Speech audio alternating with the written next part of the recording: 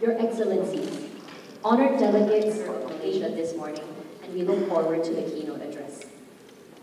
While maintaining the balance between our relationship with key partners, it is an important part of Malaysia's approach to the world. There are situations that call for unhesitating and unequivocal intervention. I'm speaking here of war crimes, of flagrant atrocities committed in the killing fields under the pretext of self-defense or settler colonialism, which is nothing short of a systematic campaign of genocide to displace an entire population of indigenous population. Now, the Israeli occupation of Palestine is a scourge on our collective histories in the conduct of nations. The Palestinians live oppressed and besieged while we are alive and free, limited in our influence and power, but sovereign and free.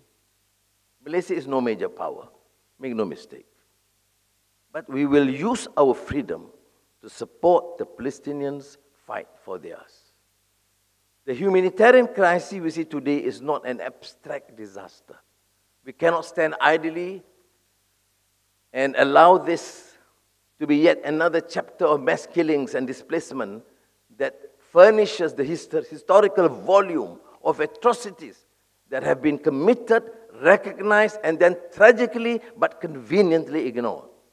We have consistently voiced our concerns about the reluctance of the United States and the West to apply pressure on Israel. However, it's important to acknowledge positive developments. Within the constraints of the US political system in the election year, President Joe Biden has recently expressed growing impatience with his Israeli counterpart.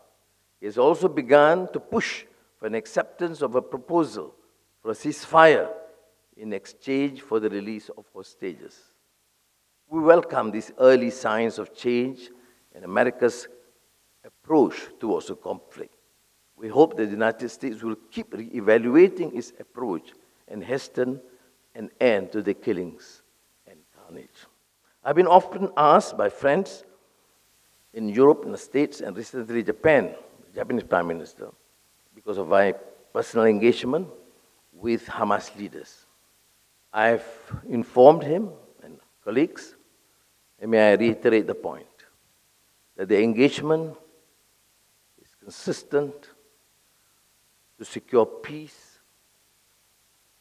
to suggest that they accept the initiative by the Arab League and colleagues, the OIC and the international community. And I am pleased to say that in my last meeting with them, in my recent communications, they seem to be more amenable to accepting these proposals for an amicable resolution, permanent ceasefire, and accept a two-state solution. Not such in implicit terms, but by accepting the Arab League formulations. We are still waiting for the response by Israel, because the belligerence and the bombings continue.